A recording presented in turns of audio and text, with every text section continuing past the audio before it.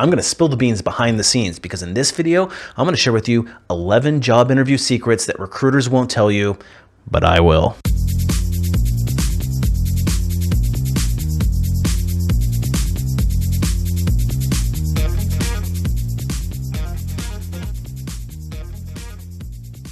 Hey everybody, it's Brian from A Life After Layoff, and today I want to peel the curtain back behind the scenes and share with you some stuff that you're not going to hear anywhere else. And these are job interview secrets that only a recruiter knows, and I'm going to tell you from their perspective what exactly the deal is. But before we get too far into it, if you're interested in more insider career-related content, just like this one, make sure to hit that subscribe button. You might also want to hit that notification bell so you don't miss any future content. And this is especially important now if you're in an active job search so that you get all these insider tips and you have a leg up on the competition. All right, so let's talk about the seedy underbelly of recruiting and stuff that is actually going on behind the scenes that nobody's going to tell you except right here on this channel. First dirty job secret that I'm going to share with you is that most applications that we get are really kind of total garbage. And I hate to say it that way, but it is the truth. When a recruiter publishes a job, oftentimes you'll see hundreds of candidates coming in pretty quickly, but you can rest assured that not many of them are going to be very well qualified for the role. In fact, very few of them will actually get a phone call for a first round interview.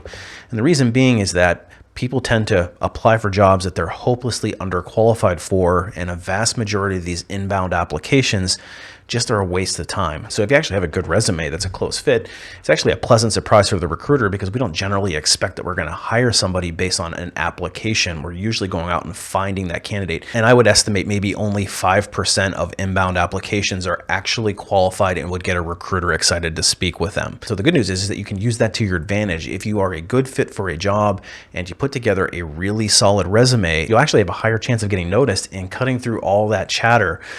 But you have to have that good resume. And if you're somebody that doesn't know how to write a resume that is going to give you the best chance of getting noticed by the recruiter, check out my Resume Rocketfuel course because that's exactly what it teaches you to do. The next job interview secret that a recruiter won't tell you is that your resume is your best and probably your only first impression.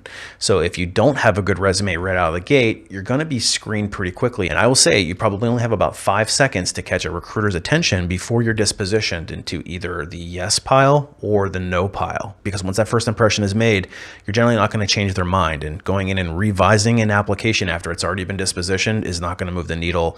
You're not going to suddenly get a phone call. So again, make sure you got that really solid resume and make your first impression count. The next job interview secret that a recruiter won't tell you, but I will, is that the best person doesn't always get hired for the role. And I'm talking about the best person on paper. And you may look at the person who actually got hired and you scratch your head and say, but I was actually more qualified for them. Why didn't I get a chance to interview for the role? And it really boils down to who best sells themselves. So the gift of gab is your friend.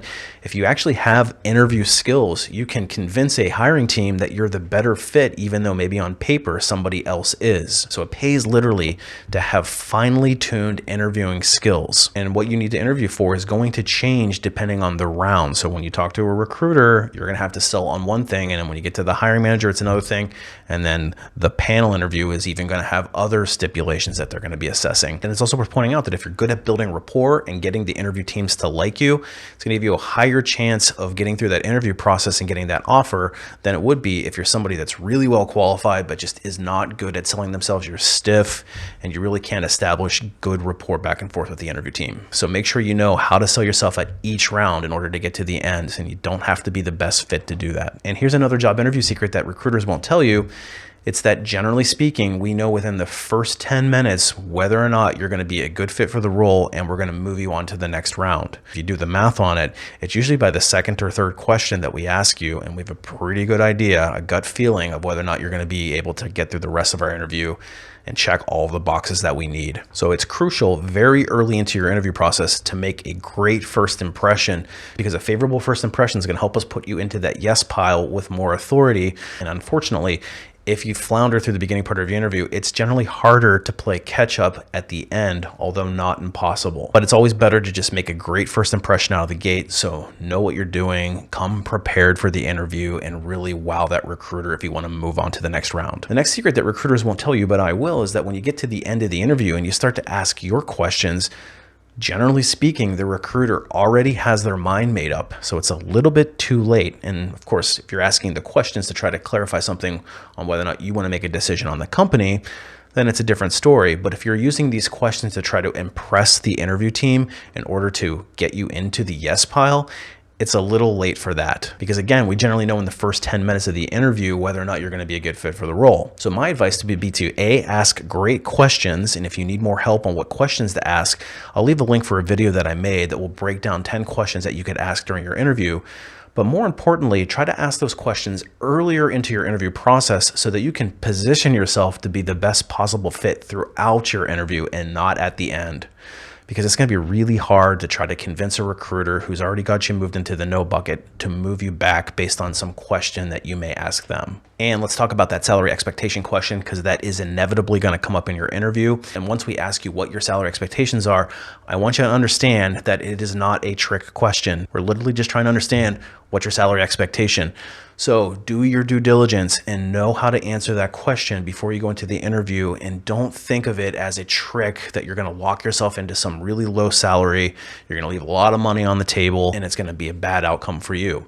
If you know what you're doing with this question and you walk in with a degree of confidence, you should do just fine. And again, just know that we're not trying to trick you on this one. And if you need more help on this question, I actually made a video on how I would answer it to the recruiter. If you search through my channel, you'll be able to find it. I'll probably try to leave a link for this one as well. Here's another job secret that a recruiter won't tell you, is that a lot of times we will like you as a candidate and we'll think that you check all the boxes, and we will go and advocate for you to the hiring manager. We'll present your information. We'll give them a rundown of why we want to submit you. And the hiring manager may look at your resume and may look at our interview notes and have questions or concerns and actually eliminate you at that stage before you even get a chance to speak with them.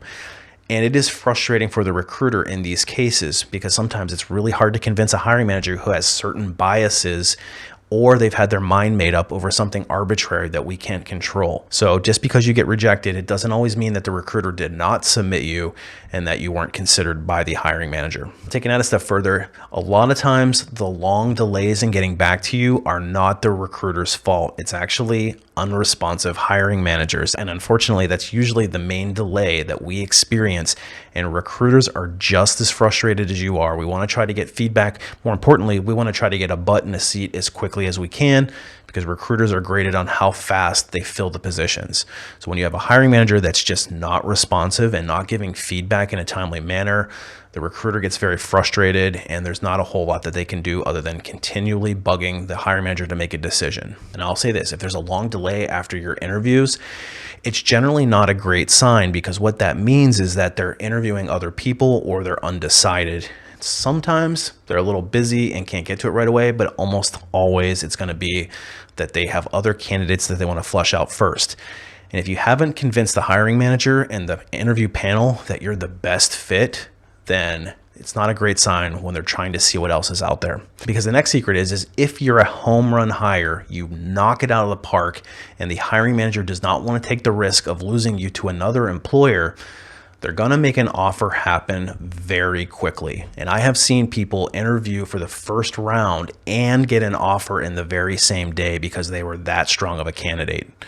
So if there's a long delay between when you interview and when you actually get feedback, generally speaking, it shows that they're not convinced that you're the right fit. They might be interviewing other people, because they will make mountains move to get offers done quickly if you're that strong of a candidate. Furthermore, the next and final secret that I want to share with you in today's video is that if you're that home run hire, they will find a way to make the salary expectation work, because I've seen candidates come in with salary expectations way above the range that we could afford, but they are such strong candidates that the hiring manager went to bat for them and figured out a way to get it done. I've seen them combine multiple jobs into one headcount. I've seen them increase equity stakes.